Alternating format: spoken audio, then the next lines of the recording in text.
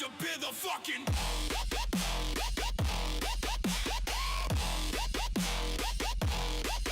jockey.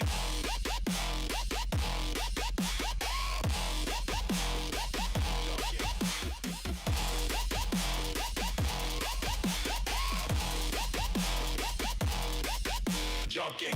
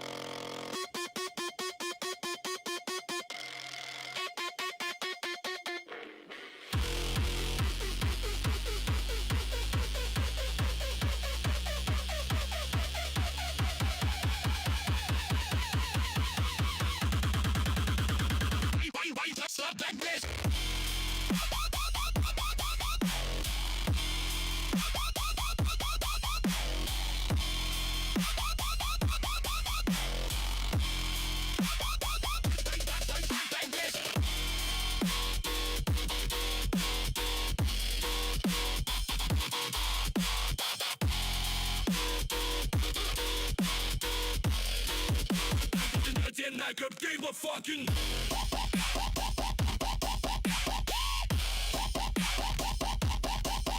drop it.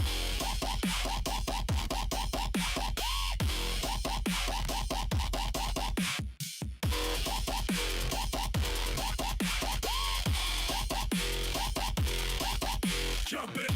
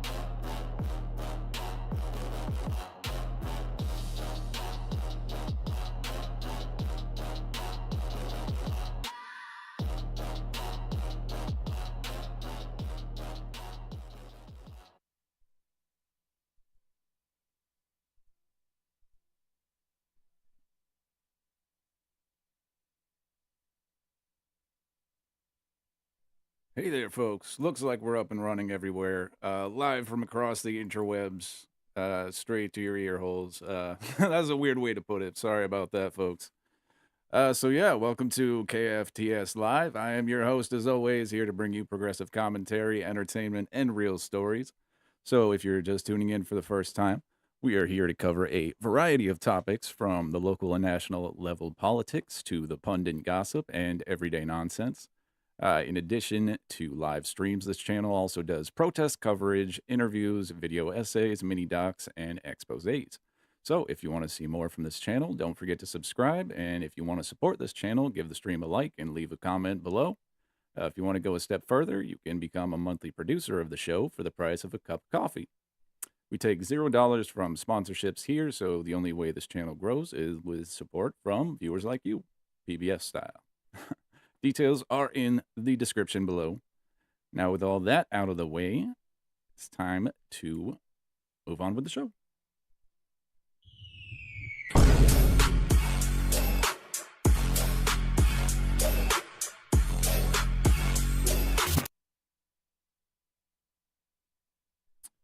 All right, so we got some interesting topics to go over today.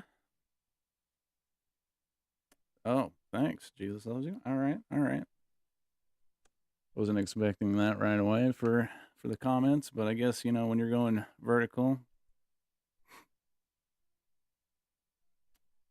All right, let's see what we can dive into right here.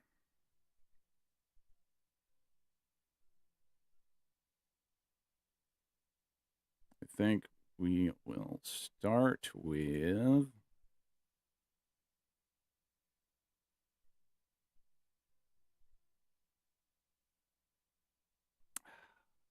look at this. I am so prepared right now. I'm just so ready for all this. Hold on 1 second, folks. Technical difficulties.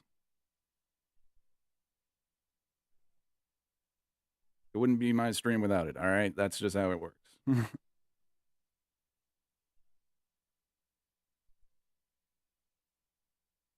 As a matter of fact, they don't know what the fuck they're doing. it's true.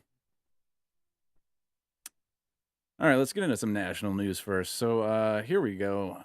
This is U.S. soldier charged with using classified info to win $400,000 on Maduro raid pleads not guilty. So this is kind of what happens when you turn world events into a betting market. Yeah.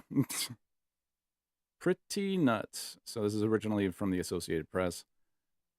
New York, U.S. Special Forces soldier pleaded not guilty Tuesday to charges that he used classified information about the mission to capture former Venezuelan leader Nicolas Maduro to win more than $400,000 on the prediction market, poly market.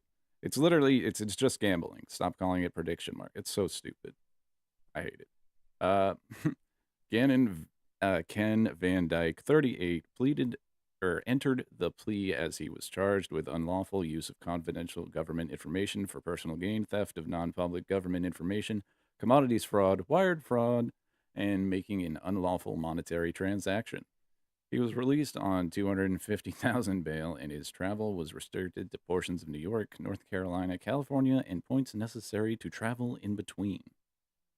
The case comes during heavy scrutiny on prediction markets, which allow people to trade or wager on almost anything as policymakers call for stricter regulations of the platforms amid concerns about insider trading. And yeah, it is a pretty big thing that happens with these. It's kind of not even a secret. If you, man, I wish I had this video pulled up, but literally the insider trading is kind of the point on a lot of these. But one of these, I don't think it was Polymarket. It was one of the other betting apps, but they literally admitted that, like, yeah, it's not. They called it something different, but they were basically like, oh yeah, it's not. It's just we just trust people not to do insider trading, and then they basically described insider trading, and the person that was interviewing them was like, well, you just called it that, and they're like, no, we think it's just it's like a dynamic this or that something. And it's like, all right, dude. me see if this video is related to this. A lot of times it'll be, you know, clickbaity stuff. Let me see. President Trump laid out his election year agenda in a speech to Republicans today with little mention of Venezuela. But at least for now on Capitol Hill, issues like affordability are largely being overshadowed by debate over Venezuela's future. Backlash from Democrats. Well, it does kind of have to do with that, but not quite. But yeah, this is why legal betting on world events is bad, folks. Don't do that. Oh, we got a chat from Hi There saying hi. Hello. Hello there. All right. Next thing. So yeah, takeaway from this is betting on world events, not good, especially when insider trading is so easy. People that are like, you know, in charge of these operations can literally just bet on the outcome because they know what it is. So there's that.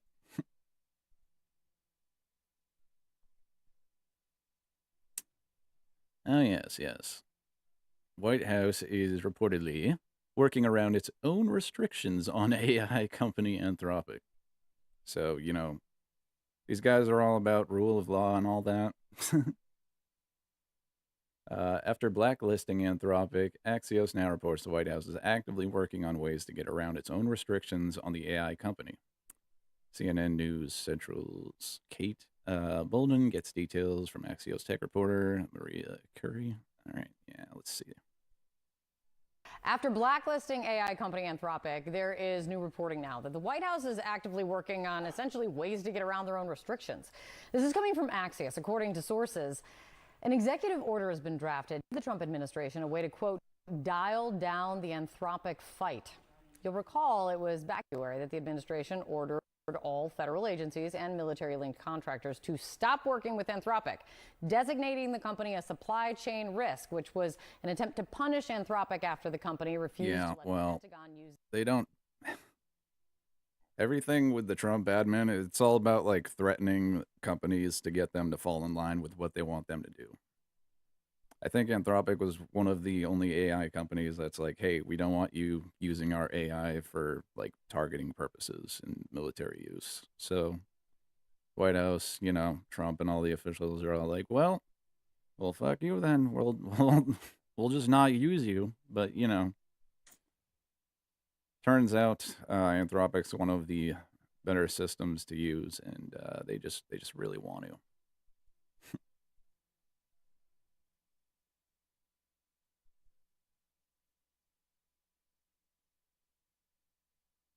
Its AI without restriction. But now Anthropic's new Mythos model seems to be too important or too good to pass up.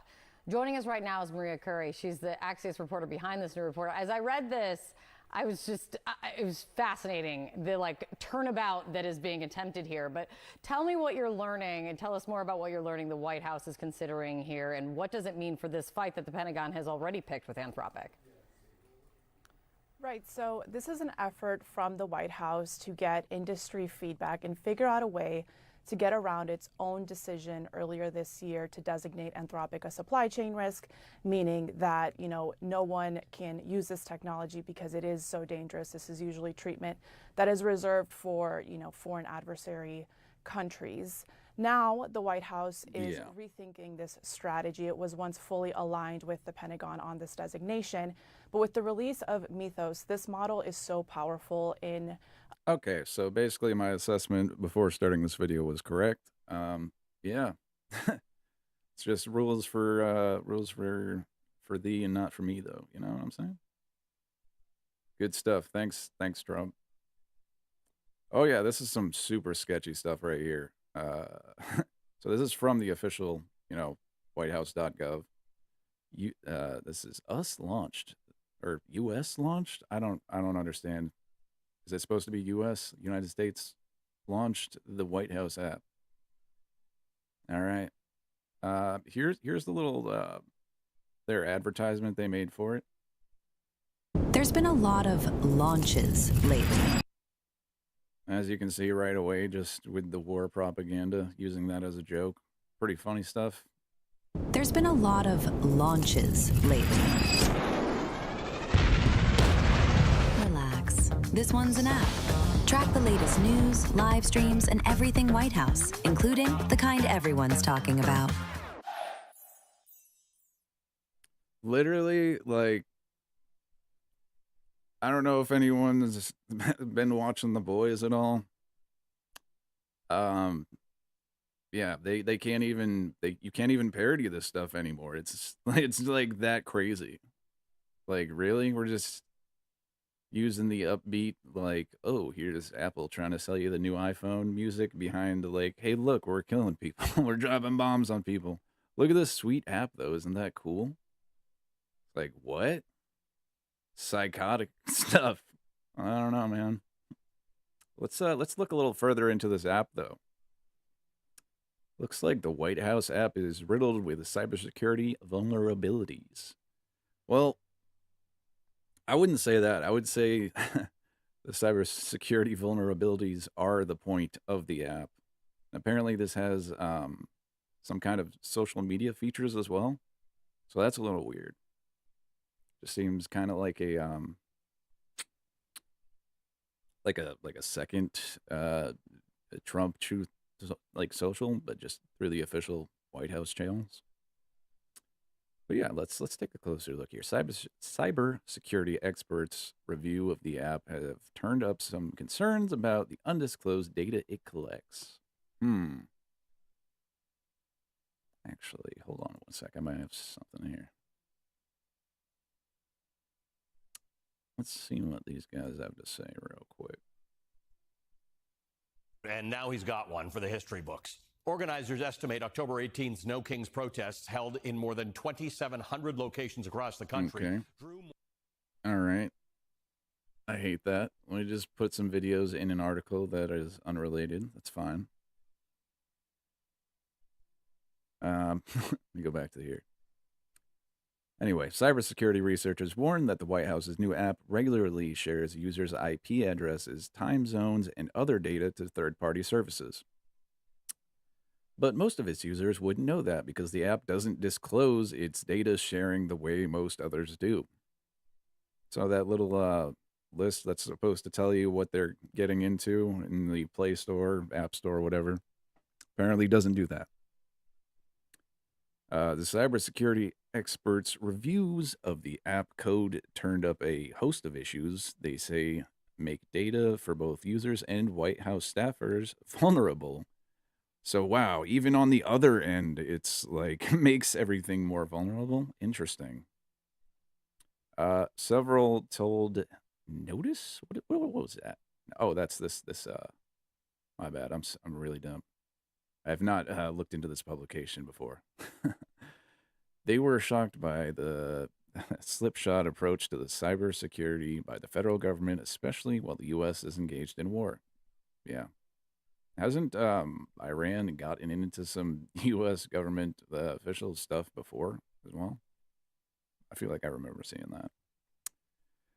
that. The U.S. government's infrastructure is being attacked from all sides right now, and having an amateur WordPress developer running the White House's public presence puts everyone who visits it at risk. Philip Fields, a cybersecurity researcher and former FBI intelligence analyst, told Notice.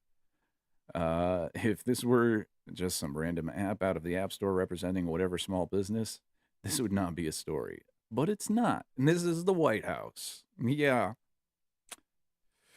Yeah, it's a little weird. Like, what is this app running on, like, ning.com social media stuff? That's kind of weird. The app ranks as the third most downloaded news app in the Apple Store as of Friday. The White House released an app last week, and Trump on Monday promoted it as a source for front row access to all the news from your favorite president. He encouraged all of his fans to download it. White House press release announcing the app's launch said that it delivers unparalleled access to the Trump administration. Like, wow, fantastic. So this will deliver you an unparalleled amount of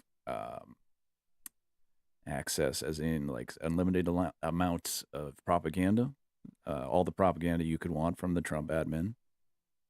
Delivers all of the cybersecurity stuff that they start tracking you and even further than they could before. So if you'd like to personally bug your device for the federal government, go ahead and download this app. If you would not like any of these, if these things do not sound good to you, maybe don't download it. I'd probably recommend no one download this.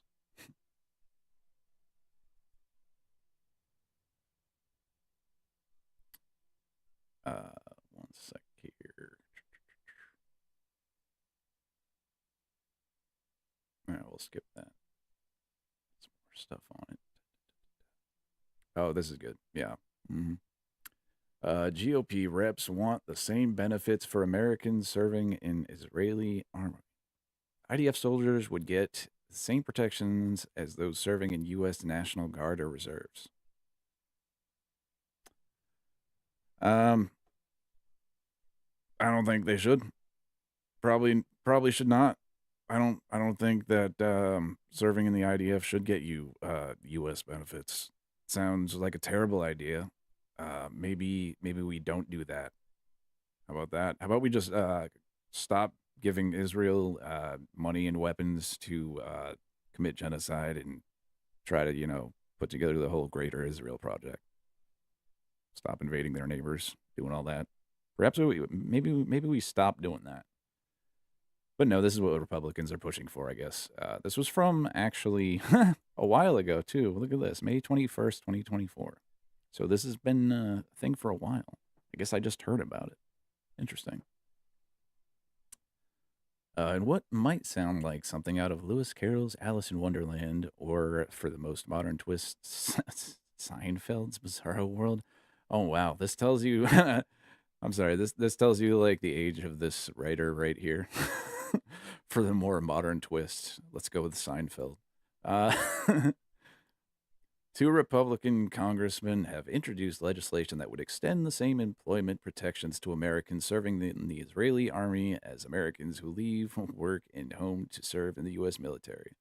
In other words, no different than the U.S. National Guardsmen or reservists. They are just fighting for another country. Like, how insane is that? No, we don't need to pay people for fighting for a completely different country. That's insane. Let's not. Jesus Christ. All right, that's pretty much it. Has not come to be so far, but this is the type of stuff that people are still pushing. Both, I shouldn't even say just Republicans. It's both Democrats and Republicans that are pushing stupid stuff like this. But yeah, something to look into further if anyone would want to do that.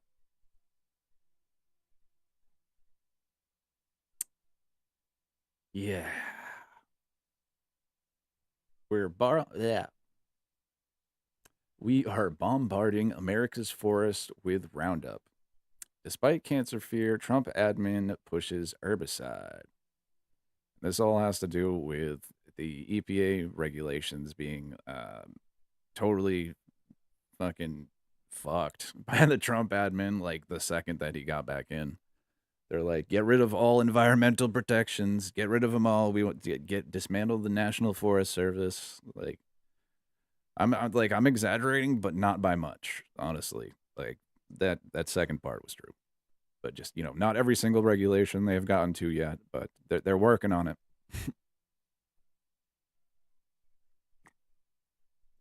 This is Democracy Now!, democracynow.org. I'm Amy Goodman. Ooh, that's actually like a 50-minute video. Hold on. Let's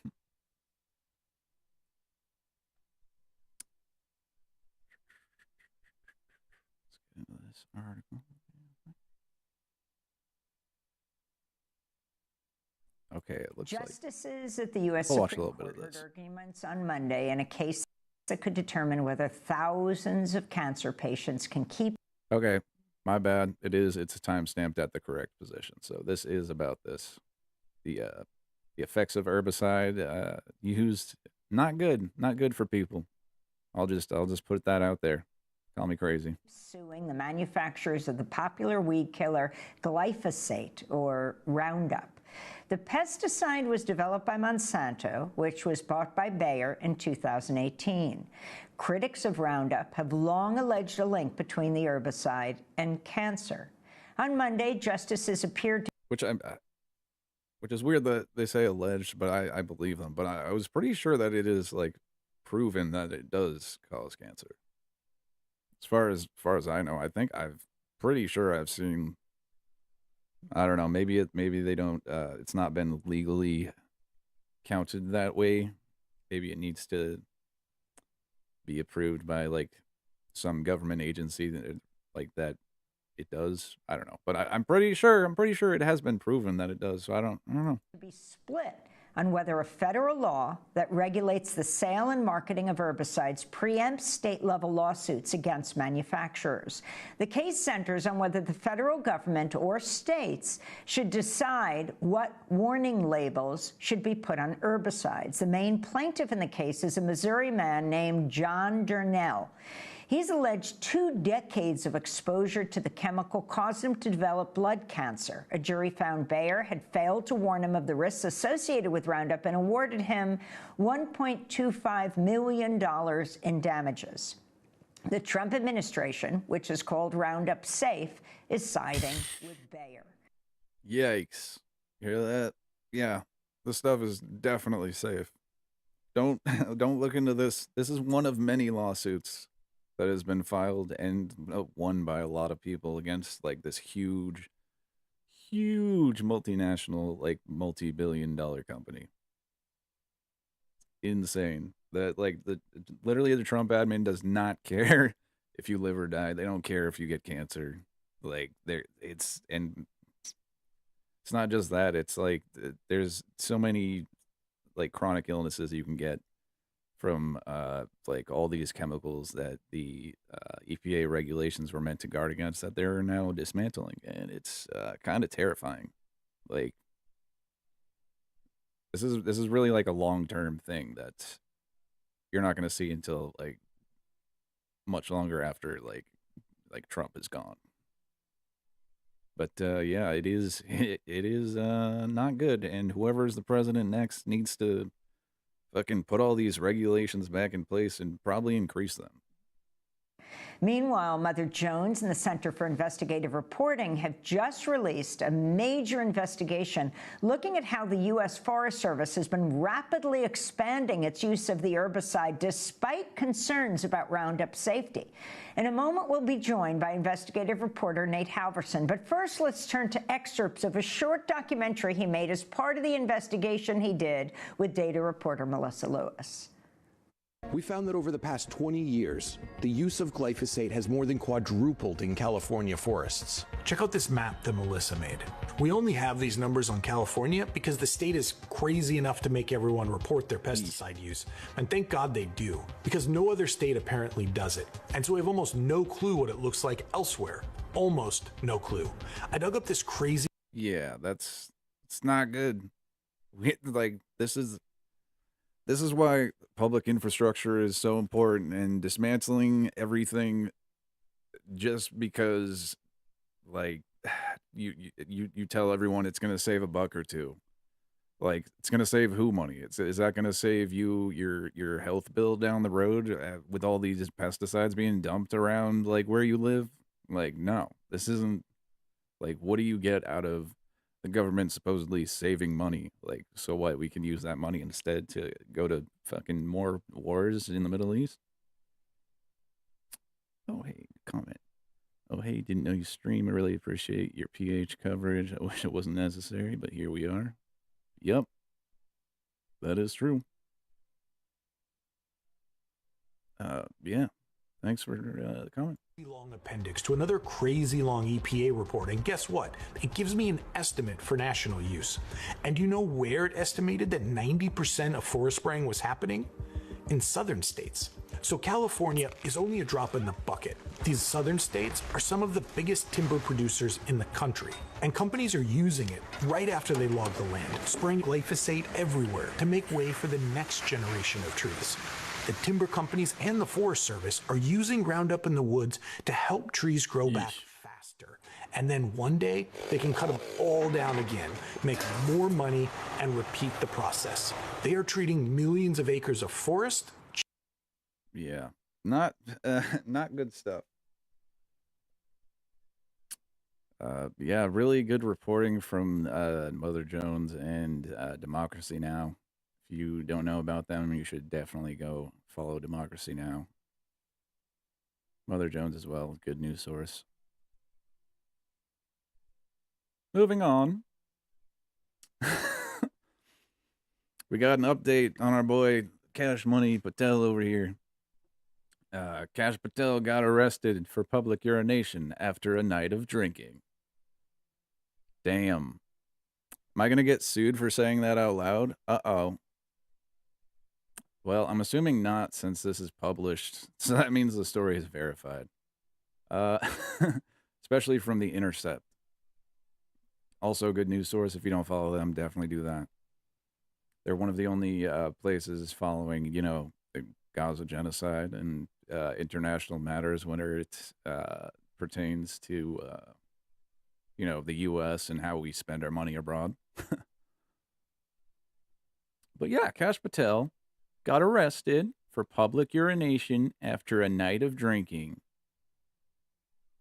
I can't believe it. I don't believe it.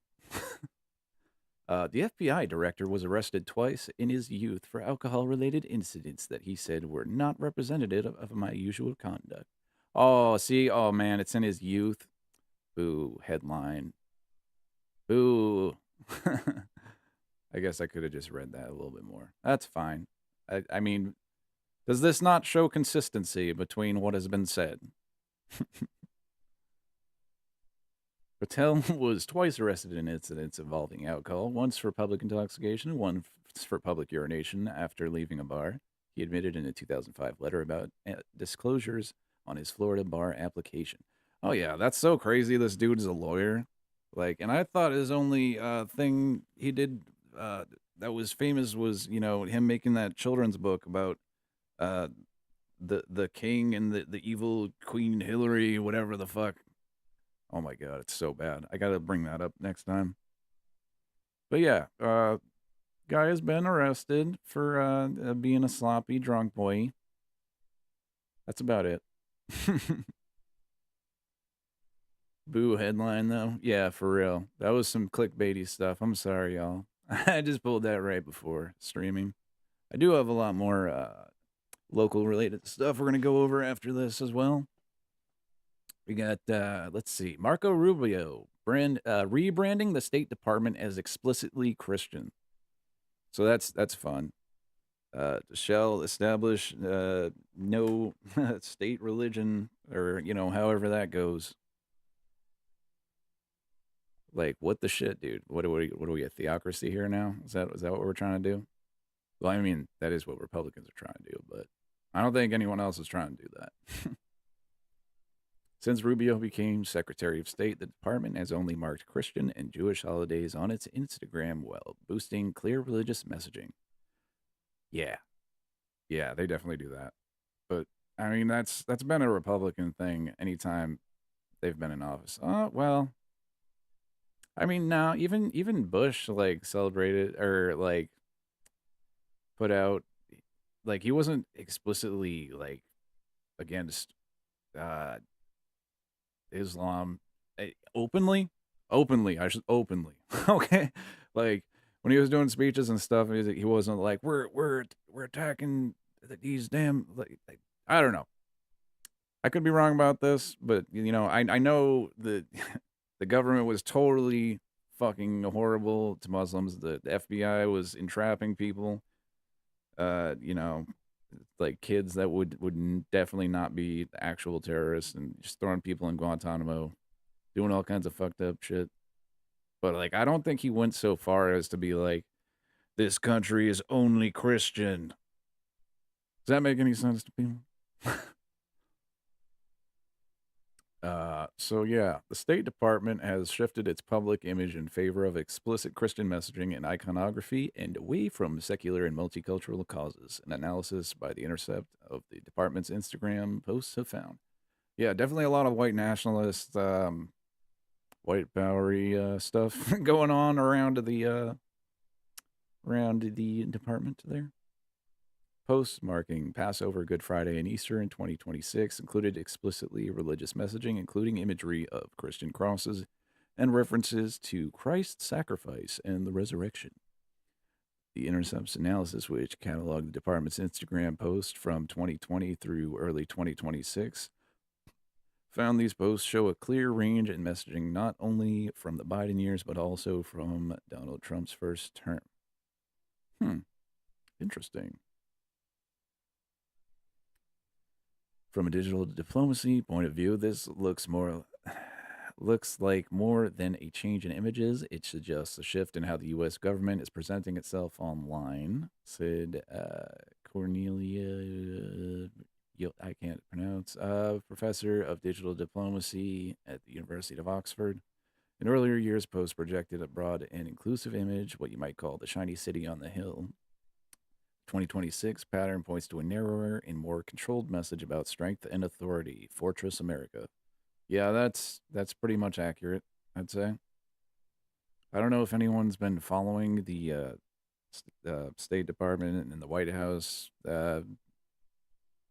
what they've been posting, just all across social media, but yeah, it's pretty insane propaganda stuff. What do we got here? Oh man, look out. We got the big, scary Mom Donnie here. Mom Donnie! That's right.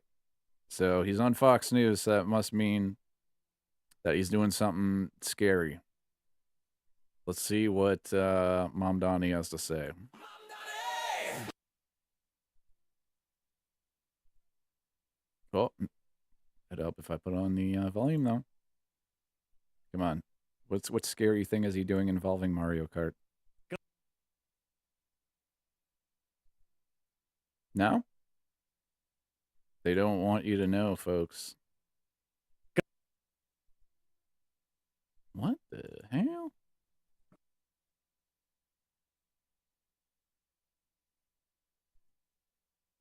All right, hold on a sec. What's going on here?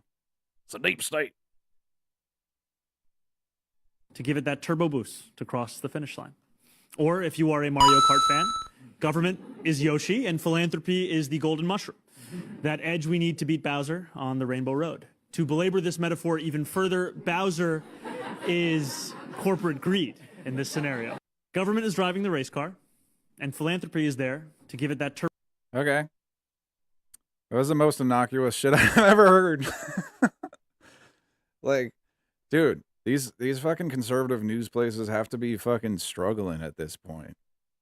Like, they got nothing. This is what they're trying to be like. Mom Donnie uses Mario Kart to push socialist agenda in New York City. Fucking whoa, dude. Damn. That's so terrifying. That's just crazy. Get out of here, Tabs. I'm done with you. All right, what else we got? Oh yes, there is the topic thing I could get into.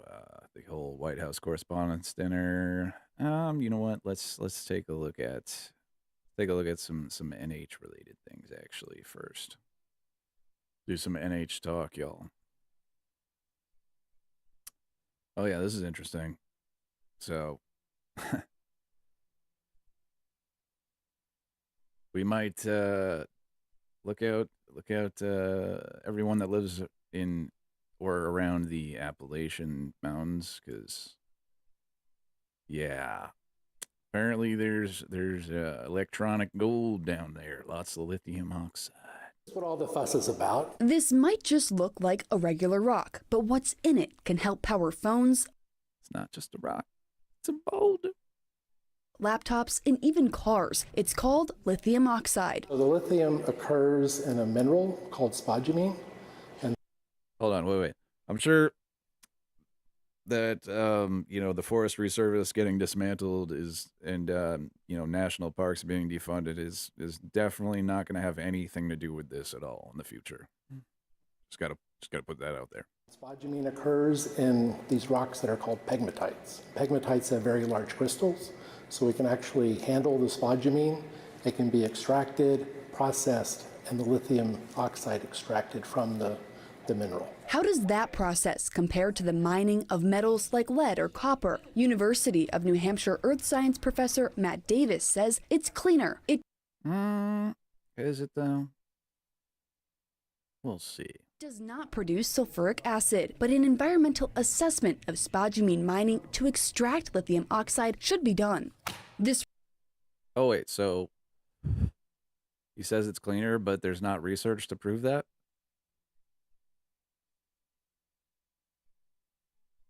Matt Davis says it's cleaner. It does not produce sulfuric acid, but an environmental assessment. Okay, but sulfuric acid is not the only determining factor as to whether or not it's polluting. So, just excluding one chemical doesn't mean that there's nothing in it. The extraction process, that could be bad for the environment / people in said environment. It says it's cleaner. It does not produce sulfuric acid, but an environmental assessment of spodumene mining to extract lithium oxide should be done. This report, put out by the U.S. Geological... This report, slap! I love their editing. That's nice. Survey projects the world production capacity for lithium will double by 2029 due to an increase in... Oof. Yeah, they're about to mine everything in our country and just turn this place into a even further corporate shithole. We're all gonna be poisoned. We're all dying. It's over, folks. Just kidding. Vote progressive. Demand. This is a new resource that is the real ones. Vote left, as far left as you can possibly vote. Dear God, folks. is in demand. So I think it puts us in a position where we can evaluate the potential for extracting that resource for economic good. All the report says is that a lot of lithium oxide exists here in New Hampshire with no plans to mine it, but possibly the potential to. It would be good for policymakers. Whoa, hold on, folks. I got my first chat from Twitch, and it's a bot. Thank you, bot, for your valuable comment. I appreciate you watching. To evaluate what would need to be done to mine spodumene in New Hampshire. And we have reached out to the New Hampshire Department of Environmental Services to find out what the steps would be for something like this to happen in New Hampshire. We're waiting to hear back. Live in studio. Yeah, waiting to hear back. We'll see about that. You know, I'm going to put a pin in this, and I think it would probably be good to look into the the exact mining process that it takes to extract lithium, but I don't think it's as clean cut as they're trying to make it out. Overall, probably not a good thing for New Hampshire. Just got to put that out there.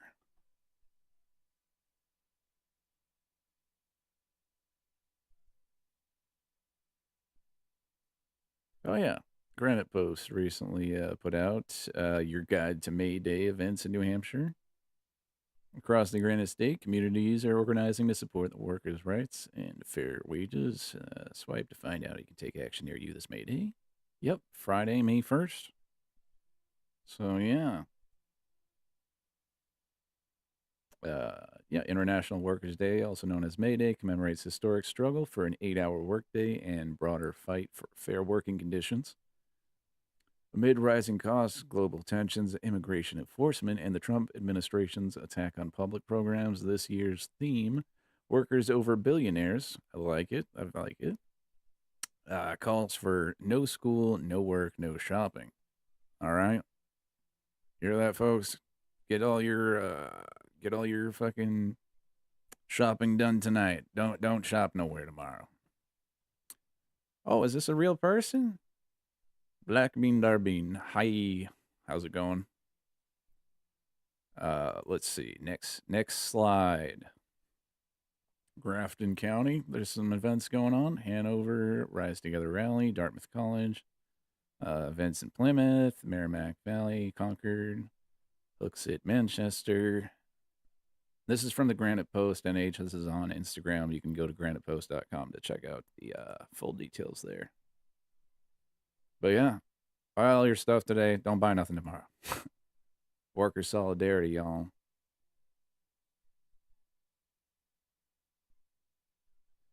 Oh, yes. Our fair land was visited by a witch this past week. She has brought a curse to the Democrats in New Hampshire.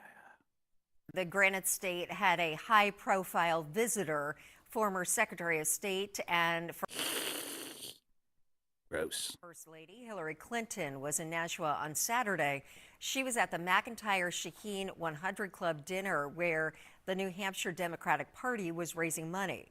The event ended before the shooting in D.C., but security was heightened in the area due to Clinton's status as a former First Lady. Yeah, I guarantee you they had tighter security at this event than they did at the White House ballroom. Or not? Did I say ball? Jesus Christ.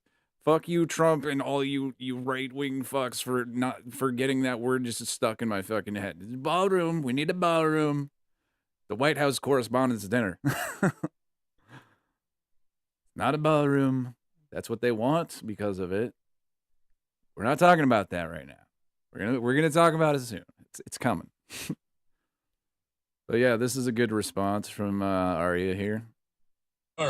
We didn't learn from last time. We didn't.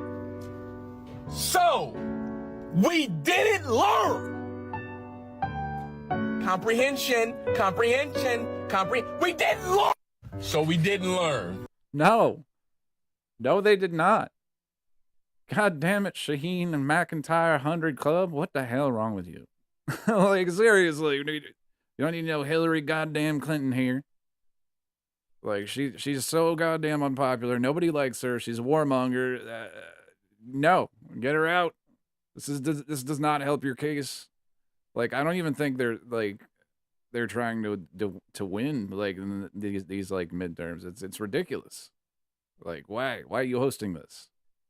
There's another interesting couple details from this, and then we'll move on. This is from NHPR about this event. Clinton and NH Democrats look back at Shaheen's career and ahead to 2026 midterms. Oh boy. Jean Shaheen, just so awesome. Former Secretary of State Hillary Clinton joined New Hampshire Democrats in Nashua Saturday for the McIntyre-Shaheen dinner, a majority state party fundraiser. There was no food at this year's $200 per seat dinner, but Democrats who gathered in the ballroom of the Sheraton Hotel seemed mostly sated by the praise party leaders past and present heaped on Senator Jean Shaheen, this evening's honoree. Wow. So it was just like a giant suck fest over here with the special guest. Yeah. Special guest Hillary Clinton. Yeah. I don't know what I was going for in that. What was I going to say? Glazing or something? But yeah, just that giant Shaheen glaze fest here. Along with, special party clown Hillary, raising money, not using that money for anything helpful. Oh yes. This is a pretty interesting story that this all happened at least a couple weeks ago, and just now they're talking about some possible repercussions for this. Mr. Corcoran's words are an affront not only to Jewish people, but to all people who are committed to the free exchange of ideas. Hold up. I just got to pause this for 1 sec. I got to show you guys this. So my live restricted for some audiences on TikTok because it contains themes that some may find uncomfortable. Reason, harassment, and bullying. No shit. Let's see if it... Oh, can you see it? Can you see it? Oh, man. That's just too funny to me. I'm sorry. I just had to share that with you guys. Who am I bullying? Wait. Hold on. Never mind. Listen, they're public figures. You're allowed to bully them, okay? They're supposed to be our representatives. Who can you bully if not them? Like, are you kidding me? Come on. That's like the whole the Fox News Network's job is to bully other politicians. Like, get out of here. Damn you. Of violence or murder. Jewish religious and community leaders came to Concord Monday, calling for State Representative Travis Corcoran to face consequences for a recent social media post. Corcoran responded to an invitation from Representative Jessica Grill to join the karaoke caucus by posting on X, quote, "We need a final solution for theater kids in politics." Yeah, pretty fucked up thing to say. Representative Grill is Jewish. I did not know Representative Grill. Like, whether or not she was Jewish, it doesn't matter. That's fucked up. And look at what this guy is starting to say. Oh, I didn't know she was Jewish. It doesn't fucking matter. Like, don't call for a final solution to any group of people. How about that, bud? It's in politics. Representative Grill is Jewish. I did not know Representative Grill was Jewish when I made the comment.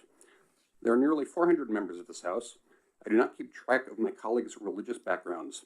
The claim that this was targeted at her because of her background is false. Corcoran blasted the hearing as a, quote, full-blown piece of political theater. A joke is now being treated as though it were an act of malice, and sarcasm is being recast as hate speech. Like, what do you mean it's not an act of malice? Like, huh? What a dumb fuck this guy is. This is absurd. After speaking, you're right, it is absurd. Corcoran stood up, left the hearing room, and did not return. Representative... Yeah, like a little bitch, dude. That's so fucked. Like, what? How are you gonna, like, just not stay for your own reprimanding, like, hearing? Like, really? You can't be a man and, like, face what you said? You're just gonna, like, say stuff and then just walk out? Like, seriously? Little baby boy behavior over here from Republicans in this state. Grill testified, calling for the committee to recommend Corcoran be expelled. As a Jewish lawmaker, the use of this phrase, final solution, is especially disturbing. It is not vague or thoughtless. It is not a poorly worded joke. It is targeted language with a specific historical meaning. Representative Corcoran had one fellow legislator speak in his defense. Several others demanded accountability within the range of recommendations available to the committee, saying no matter the intent, the House must stand against this kind of language. You have the power to reprimand, censure, and expel. So Yeah, like, I don't even agree with this whole, like, an intent thing. Like, stop trying to like, stop trying to make it, like, about that. Like, really, come on.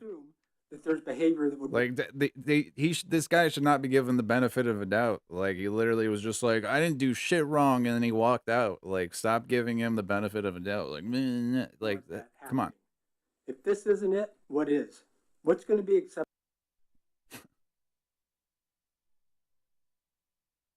No, all in. Oh man, I missed some stuff. Next. In Concord, Adam Sexton, WMUR News 9. Oh, okay, that was it. But yeah, that's pretty messed up. So before we get started, hey, no. I gotta turn the autoplay off. I forget about that. They're trying to ding me, folks. So yeah, this is the person that was targeted, but with that particular statement. Chester's Ward 12, here in response to remarks made by a fellow representative, Travis Corcoran from Ware.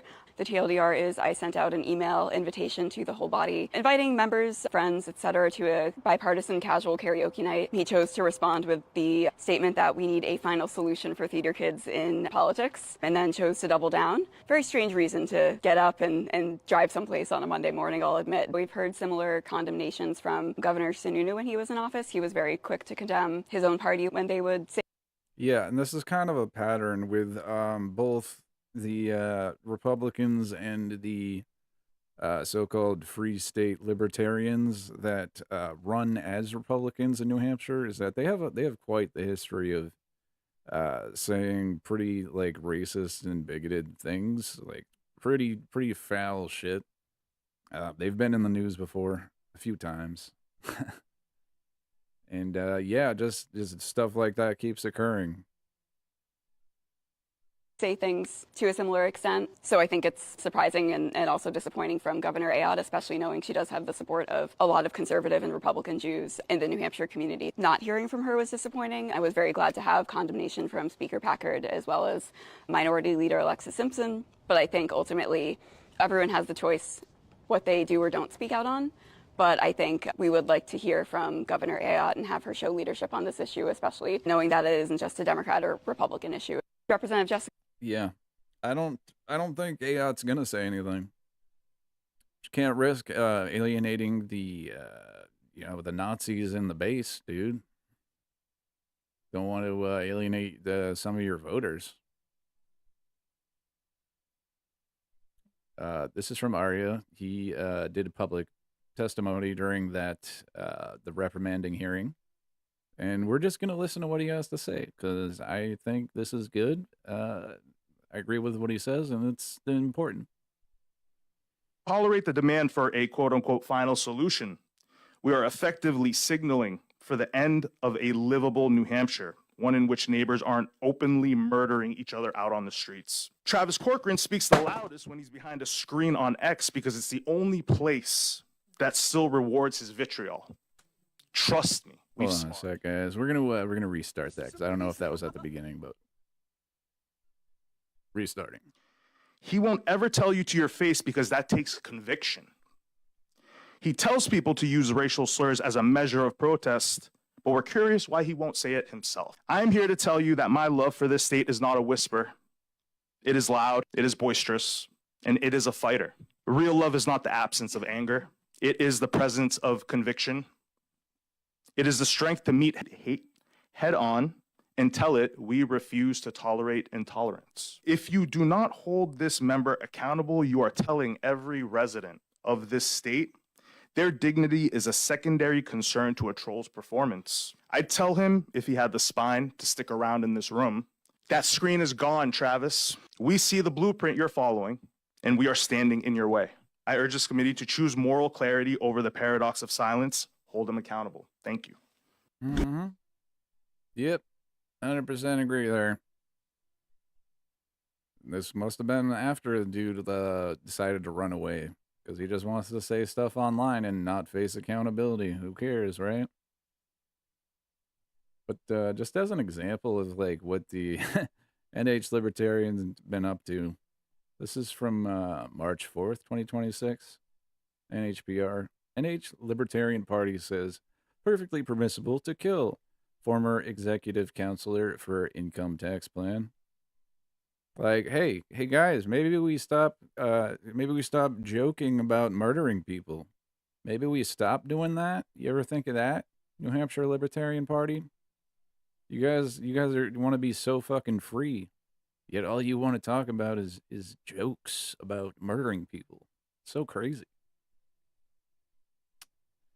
New Hampshire Libertarian Party made calls on X Tuesday. So this is from a couple months ago, saying political violence aimed at former executive counselor Andrew Volinsky and his proposal to introduce an income tax was legitimate. Let me see. Is this a link to that? I'm assuming it's still up.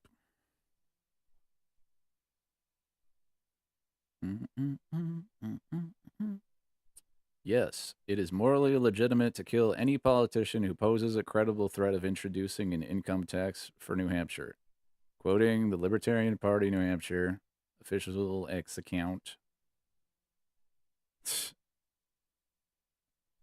So yeah, there's the tweet. It's still up, of course. Walensky, a Democrat, and other advocates are proposing a plan that would institute a 3% income tax for all residents and a tax of $3 per 1,000 of equalized property value for all homeowners to pay for public education. Public education? Why would we want that? Oof. They don't want no public education. That's not very free state. Walensky is threatening to force... Hold on, this is a quote from them. Walensky is threatening the forced conscription of millions of hours of labor under libertarian ethical theory. Hold on. I'm sorry, just libertarian ethical put together just made me laugh. I'm sorry. It is under libertarian ethical theory, it is perfectly permissible to kill him, the party wrote on Tuesday, followed by additional posts on Wednesday, including a poll asking ex-users when violence against a politician is legitimate. And these are the same guys that'll be like, "Hey man, you know that the reason that people keep trying to assassinate Trump is because of Democrats' violent rhetoric." Right. Like who? Name one. Like no Democrats are out here being like saying shit like this. Like zero, none. Point me in the direction. Doesn't happen. Yeah. Walensky said he contacted law enforcement. New Hampshire Department of Justice is aware of the reported social media post involving Libertarian Party of New Hampshire and former executive counsel Andrew Walensky. Michael Garrity, communications director for the state attorney general's office, said in a statement to NHPR, "We take any allegation involving potential threats of violence seriously, but would not comment on the existence or status of any potential investigations at this time," Garrity said. They didn't do anything.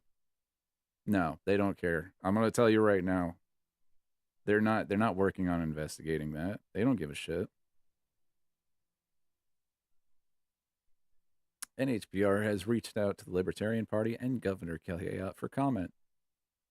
So, I wonder if they ever got back. It says this is a developing story, but it has not been updated thus far. So, it looks like Ayotte has nothing. Oop. What the hell? Hold on one sec, y'all. Just got to do a thing over here. There we go.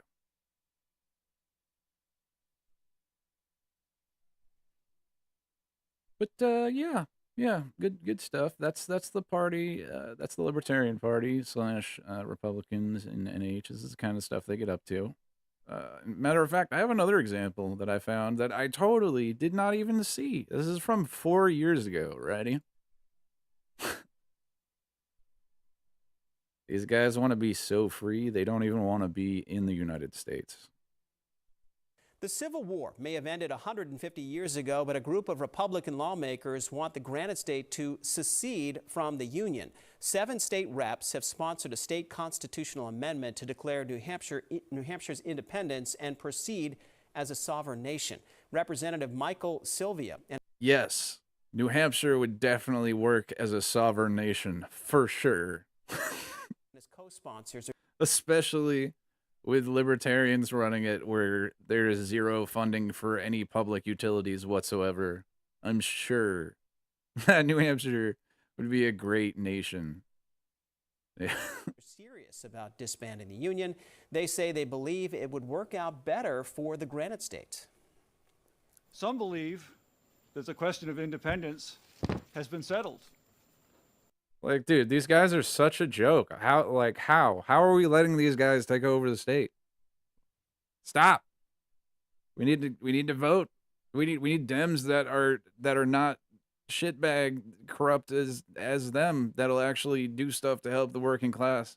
We need more Heath Howards. We need people with ideas like fucking him and John Kuiper, Paige Boschman. Like these are all fucking people with really good ideas and plans for fucking doing actual good in New Hampshire. Meanwhile, like these clowns are saying like the most ridiculous shit, like writing up fucking nonsense fucking legislation like this. Absolutely ridiculous. They say they believe it would work out better for the Granite State. Some believe that the question of independence has been settled.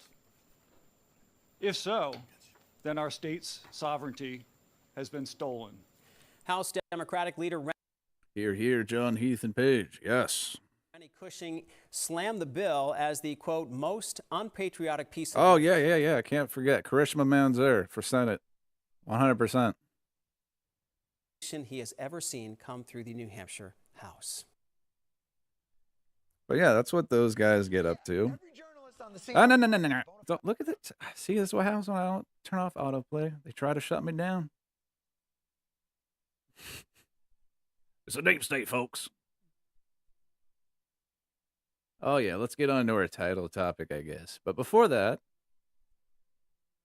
I gotta say, so I had uploaded a video involving going over some Alex Jones drama on TikTok, and they were immediately like, is that Alex Jones? Hell no, that's disinformation. Block it. But I was like, hey, no, it's not. I'm just making fun of him. And yeah, I won. Contento restored, but completely unable to see now, like not being promoted. I think it's got like 7 views. So if you guys want to see some stupid, some fun stuff, go check out Onion Wars episode 4, A New Cope. It's on the TikTok and all that. I'm on like it's all the platforms now, I think. They'll probably invent some new ones, just so I get annoyed and have to use those too. So here we're gonna go over some White House correspondence dinner stuff here. So this post is by Matt Walsh. It says no other president has been directly targeted this many times by serious assailants, and I think JFK might want to have a word with you. Lincoln, perhaps. Maybe he's saying nobody has been targeted like that many times and like not gotten away with it. I don't know. But I just thought that was hilarious. And also this headline he's going with, Trump has faced 6 assassination attempts. After him, they're coming for you. Are you guys worried? You guys worried that the Trump assassins are coming for you specifically? So fucking stupid. Next. All right. So here was the red carpet type deal, the interviews they were doing before the whole thing happened. It'll be funny. It'll be entertaining. There will be some shots fired tonight in the room. So everyone should tune in. It's going to be really great. I'm looking forward to hearing it. It'll be funny. It'll be entertaining. There will be some shots fired tonight in the Ooh. Damn, you hear that shit?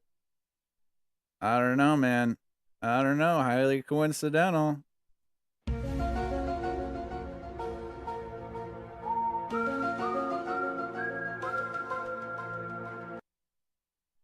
All right, let's see. What do we got next? Believe this is some witness testimony of the events. I want to just quickly tell you, I was sitting next to Caroline Levitt, the press secretary's husband. He was one of our guests. He was seated right next to me. And, right as the dinner was starting, the national anthem happened. And then he kind of leaned over and said, I watched you on TV. You do a great job. You need to be very safe. And he was just very serious when he said that to me. And he kind of looked around the room and he said, there are some...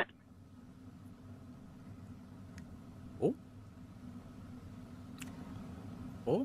Sounds like we lost Aisha's phone there. And this happens, by the way, especially when you have so many people attempting to use. Right. Mm-hmm. Yeah. God did that. Mm-hmm. Yep. Very coincidental. Ooh. Getting cut off.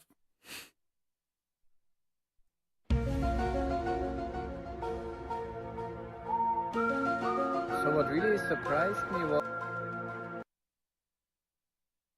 All right, so let's go over some. How was security at the White House Correspondents' Dinner? Like, how did this guy get through here? This is some. This is more eyewitness testimony, I believe. So what really surprised me was how lax the security. That dude doing the magic trick, though. Like, I don't know if you guys seen the picture of Melania's face going like I really want to know if that was because of this guy, you know, just blowing her mind with something, or if that's when the shots were fired. But this lady over here is like, damn. Trump looks like he's sleeping. How lax the security measures were here in Washington at such an event. So when I arrived at the hotel facility, there were protesters outside, and everyone who was able to show a screenshot of the invitation for this dinner was allowed in. Something I found quite strange.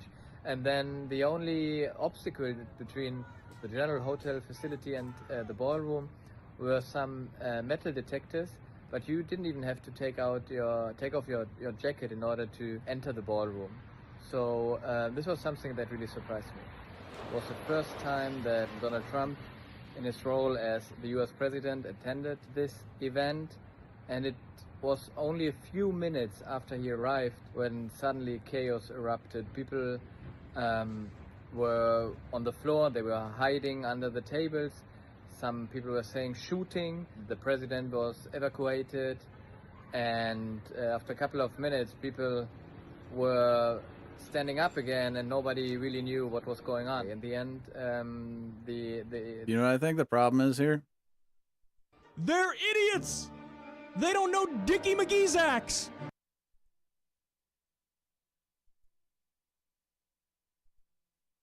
So here's some coverage of you know, J.D. Vance getting pulled away when shots are heard to be going off.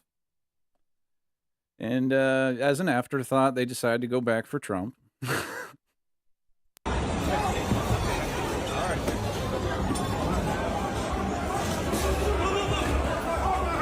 Fucking zoom in. Oh my god, I wish I had the I wish I had the fucking music.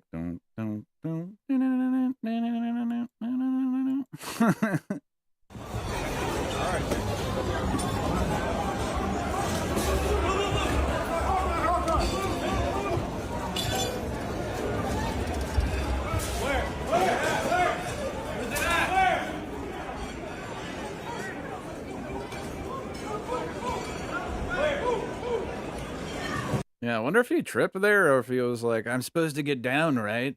Is that what I'm supposed to do now? I get down?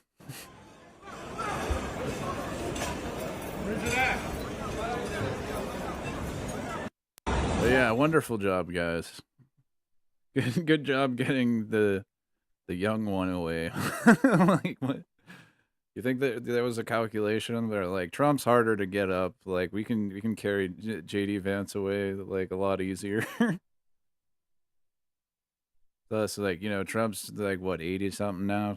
Older than Biden was when he left office.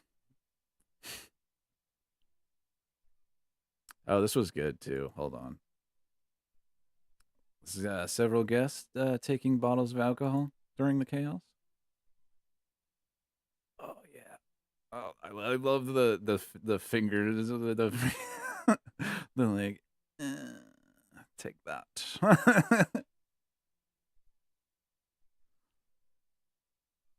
Taking the selfies with him, yeah. Wonder if they were complimentary. Also, there's been a bunch of AI stuff I've seen going around of like a lot of these the security videos.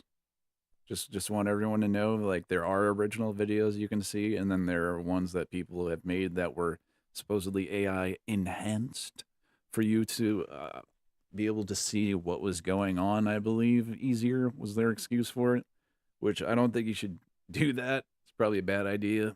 Maybe leave the footage alone so people aren't like, what's this? What's going on here?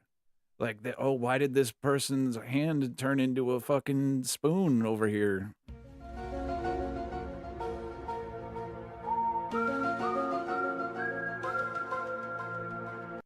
But yeah, here's some tweets that came out right after this whole thing happened. MAGA accounts tweet in unison for the need for a White House ballroom following the White House Correspondents' Dinner incident.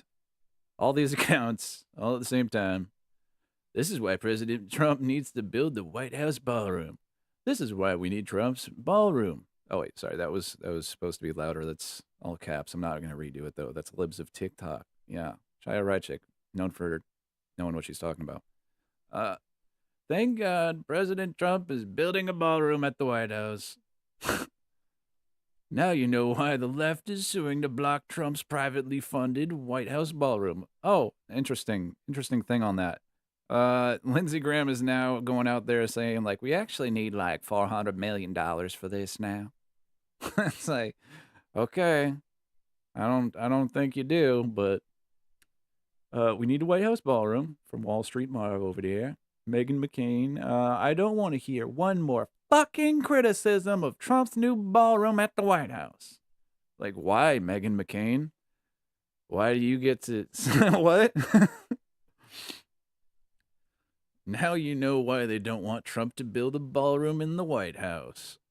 I don't want to hear another word from Democrats. Yeah, blah, blah, blah, blah, blah. On and on and on and on and on and on and on. The Democrat judges who stopped the construction of a White House ballroom did so to enable an assassination of Trump, which almost happened tonight. John Roberts needs to get these thugs in order. Everyone sees what they're trying to do. Yeah. Yeah, we need the ballroom, guys. And here's Trump. What happened last night is exactly the reason that our great military, Secret Service, law enforcement, and for different reasons, every president for the last 150 years has been demanding that a large, safe, and secure ballroom be built on the grounds of the White House. All right. This event would never have happened with the militarily top-secret ballroom currently under construction at the White House. So it's so fucking top secret that he won't shut the fuck up about it. The military top secret ballroom. It's so fucking top secret, guys. So secret. It cannot be built fast enough.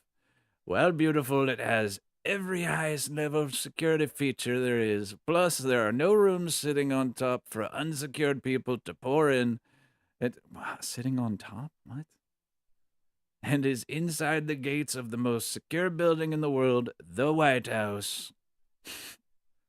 The ridiculous ballroom lawsuit brought by a woman walking her dog who has absolutely no standing to bring such a suit must be dropped immediately. I don't know why no standing is capitalized there. Nothing should be allowed to interfere with its construction, which is on budget and substantially ahead of schedule. Thank you for your attention to this matter. President Donald J. Trump. All right. Well, you heard it here, folks. Don't let ladies walking dogs interfere with him building the fucking ballroom. None of this would have happened if he just had his big, super secret, military, top secret ballroom. Okay, so just give him the money. Just give him $400 million. Just give it to him. Come on. Here's where he talks about that. I think. Let's see. And we looked at all of the conditions that took place tonight, and I will say, it's not a particularly secure building, and I didn't want to say this. Cash looks like he's like shitting his pants slightly back here. It's like, he looks kind of like a Muppet dude.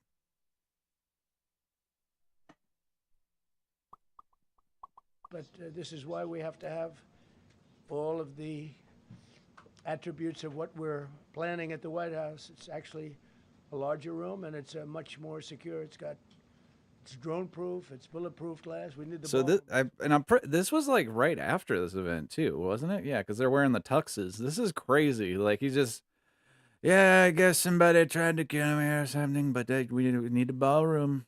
Look how sleepy he looks, dude. Somebody get this man a fucking nap. Stat. Chucky Baba, lay his ass down. Attributes of what we're planning at the White House. It's actually a larger room, and it's much more secure. It's drone-proof, it's bulletproof glass. We need the ballroom. That's why Secret Service, that's why the military are demanding it. Is the military demanding a ballroom? Are they? Can we get confirmation on that? They've wanted the ballroom for 150 years for lots of different reasons, but today's a little bit different because Yeah, this was right after it, too. That's crazy, dude. today we need levels of security that probably nobody's ever seen. Lizard people are old news. It's spoon people now. Yeah. And They call them Kardashians. all of the conditions that took place tonight, and Sounds like Kardashians, but it's not. They're different folks. particularly secure building. And I didn't want to say this, but this is why. Yeah, okay. Oh, that's replaying. My bad. There we go. But yeah, he didn't want to say it, but that's why we need the ballroom, guys. Is because this dude that, like, Naruto ran through a lobby and got tackled immediately before letting off any shots. Apparently, all those shots fired were just the Secret Service, and none of them hit the actual guy that was running towards the area. But he just got down and he got tackled. Also interesting, assassin wasn't on FBI's radar, sources say. Are you serious? Really? Cash wasn't on top of this? Leaked Cole Allen resume plus former friends shed light on alleged attacker. So this is from Ken Klippenstein, by the way. Everyone, if you're not following him, you should definitely go follow him because, yeah, really, really good independent reporter. Gets a lot of good sources. A lot of people will talk to him that don't usually talk to, mainstream press. So yeah, this is the shooter. Cole Allen was never flagged by the FBI's sprawling domestic counterterrorism apparatus. Sources, including a senior FBI official, tell me the 31-year-old alleged gunman who attempted to penetrate the White House Correspondents' Dinner on Saturday was, by all appearances, a normal guy until he wasn't. Yep. And this is crazy too because, like, look at all this fucking surveillance we got, like, going on at all times. Like, you think about, like, a toaster and one appears in your ads through your social media in like half a second. Allen himself was reportedly stunned by what he called the insane lack of security at the Washington Hilton, a venue that hosted the dinner for decades and was the site of the attempt on Ronald Reagan's life in 1981. Okay, fun fact, didn't know that. Video shows that after the guests were seated, the Secret Service agents and D.C. Metropolitan Police security people were just shooting the shit as Allen ran by. So they were just standing around talking. They were just like, oh, yeah, what the fuck? Did you just see? What? Huh? Now, rumors are already swirling that Allen is some anti-Christian zealot aided by a network of left-wing compatriots. Nah. Acting Attorney General Todd Blanche says the FBI is looking into whether Allen was operating alone. But who was he exactly, and what does he represent? The answer, drawn from a copy of his resume I obtained and interviews with people who knew him, is unsettling in its ordinariness. Huh. So yeah, like I was saying, this guy's a really good reporter. Allen graduated from Caltech in 2017, a Pasadena STEM powerhouse behind 24 Nobel laureates and NASA's Jet Propulsion Laboratory. Huh. With a mechanical engineering degree, he went to work for IJK Controls LLC, a small Southern California engineering firm, where he worked on the kind of precision hardware that keeps cameras and sensors stable on moving platforms, the technology used in drones, satellites, and military targeting systems, as well as software for beaming data between devices using laser beams instead of radio waves. Oh, cool. Before Caltech, he'd interned a biomedical startup, designing 3D printed casings for medical devices and building the specialized clamps and fixtures used to attach electrodes during manufacturing. So that's pretty cool. He also made video games, not modded existing ones, but built them from the ground up. His most notable project, Boredom, was entirely his own. The underlying physics system that governed how objects moved and collided, 750 original graphics, and a score he comprised himself. Jesus Christ, this guy's like done a lot of fucking really interesting shit. Like, that's crazy. This dude just like threw away his entire life.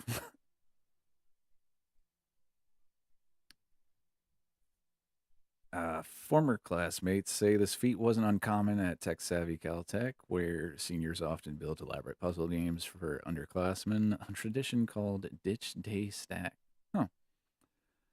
Alan, by all accounts, threw himself into that endeavor. He seemed proud of it, one former classmate told me. The Alan his classmates described was studious, devout, and polite. He was pretty prominent at the Caltech Christian Fellowship, one acquaintance and former classmate told me. Pretty Christian and mellow. Yeah. So not the anti-Christian radical left lunatic that they're trying to portray him so far, huh? If I didn't see his face eating carpet, I never would have believed it he had. Okay, that's certainly one way to word that sentence. Referring to the photo of Alan on the ground after police officers finally subdued him. I don't know about finally. Didn't they just get him down pretty quickly? Anyway, that detail of his faith flies in the face of how President Trump has characterized the attack. When you read his manifesto, he hates Christians, Trump told Fox News. He hates Christians, a hatred. Okay, really? Did he say that? That's crazy. Well,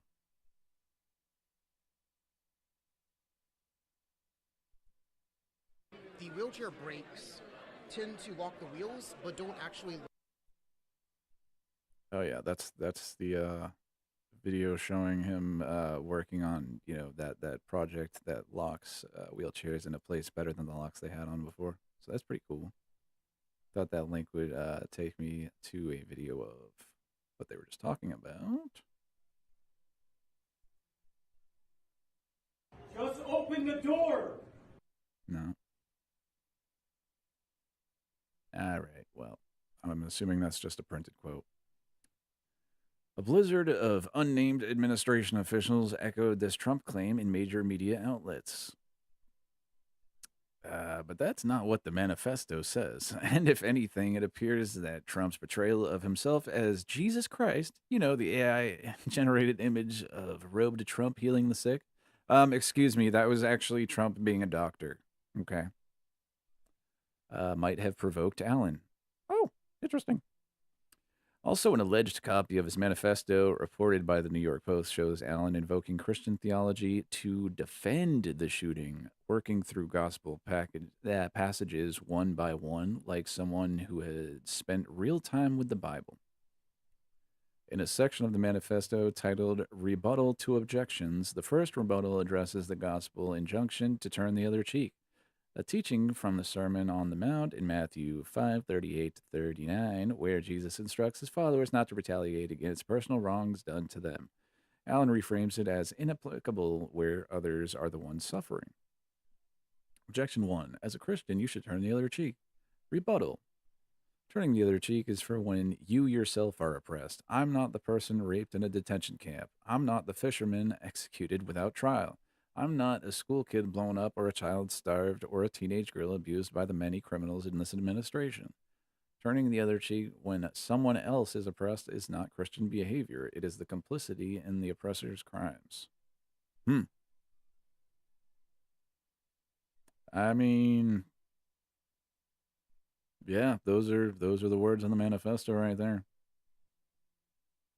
Then he addresses the render under Caesar, a phrase from the Synoptic Gospels, Matthew 22:21, Matthew 12:17, and Luke 20:25, in which Jesus, when asked whether Jews should pay taxes to Rome, replies that one should give to Caesar what is Caesar's and to God what is God's. A passage has been cited for centuries to argue for deference to political authority. Yeah, that's true. Allen disputes that framing on constitutional grounds. Objection 5. Yield unto Caesar what is Caesar's. Rebuttal. The United States of America are ruled by the law, not by one or several people. Insofar as representatives and judges do not follow the law, no one is required to yield them anything so unlawfully ordered. A third reference to religion appears in a brief thank you to his church. Thank you to my family, both personal and church, for the love over these 31 years. All right. Allen's reported Blue Sky social media account also contains repeated reference to Christianity, including one from earlier this month in which he identifies, quote, as a Protestant, and repeated comparisons of Trump to the Antichrist. On April 13th, in response to Trump as Jesus image, Allen replied, quoting a verse from Revelations about the Antichrist that now reads like foreshadowing. Quote, there will be no rest day or night for those who worship the beast and its image, or for anyone who receives the mark of his name. Perhaps the sharpest irony comes from a story former classmates shared with me. All right. You know what? We're going to stop it right there. Go to kenklippenstein.com and read the rest of this article. I don't want to just like take his whole shit here. But yeah, definitely go subscribe to him on Substack. Do all that stuff for sure. He's got a lot of good reporting, especially around events like this. Let's get out of there. Get out of there. What do we got up next? Oh, yes. In light of all these, crazy assassination attempts, Al Jazeera went ahead and put out this timeline, Trump assassination attempts and security incidents. So the incident at the White House Correspondents' Dinner is only one of a series of security-related events involving Trump since 2024. A lot of stuff. Yep, we remember that. Mm-hmm. Don't we remember this, folks? Donald Trump and top White House officials were evacuated from an annual media gala event after an armed minister. Yeah, we know that. Thank you. All right, let's go here. July 2024. Trump shot at Pennsylvania rally. Allegedly. U.S. president was injured in a shooting at a campaign rally in Butler County on 14 July 2024, 3 months before he was elected president for a second term. Yep. Mm-hmm. Trump spoke to the crowd. At least 5 gunshots were heard around 6:15 p.m. He dropped down when multiple U.S. service agents rushed onto the stage to shield him. Several minutes later, he was helped to his feet by the agents and escorted off stage, doing the whole fight thing. Yep. I remember. Do you guys remember? Isn't that insane? That was literally only 2 years ago. Like, what the fuck is time anymore? That feels like it was 20 years ago with the way the news cycle works right now. Kind of insane. Yeah, and this there, like, do we even remember there was 2 attempts in the same year? Like, I didn't remember this. 2024, there was 2 of them. Like, holy shit. So September of 2024. Second assassination attempt. This was the one where Trump was at his West Palm Springs resort. Yeah, Mar-a-Lago. Yeah, we know. Okay. When the incident occurred about 2 p.m. local time. So this was that dude that approached him on his golf course. That makes sense. According to local media reports, Trump was moving between holes 5 and 6. Okay, good to know. Good to know. With his friend and now envoy Steve Witkoff when gunshots were heard. The course was quickly locked down. Officials said the Secret Service spotted a gun barrel in some bushes. Okay. Multiple officers fired at least 4 rounds at him. It was unclear if the suspect fired back at the agents. Still? It's from 2 years ago. The suspect was identified as 58-year-old Ryan Wesley Ruth. Prosecutors said Ruth had stayed in South Florida for about a month, and the mobile phone records placed him in the vicinity of the golf course and Trump's Mar-a-Lago estate. In February, Ruth was sentenced to life in prison after being convicted of plotting to kill Trump. Also, I just got to point out the wording of this here. So officials said that Secret Service agents spotted a gun barrel in some bushes. Like, what if it wasn't that? What if it was like I don't know, like a rake or something that somebody like that? Like, how do you spot a gun barrel like that in some bushes? Was it really obvious? Maybe the guy was really dumb. I thought he had gone after him with like a shotgun up close, but I guess not. Maybe that's some Mandela stuff. I guess we'll never know. I was gonna say I guess we'll see, but no, we won't. So that was 2 times in 2024. Wow, they really like September for some reason. September 2025. Off-duty policeman infiltrates Trump's security team. I don't remember this one.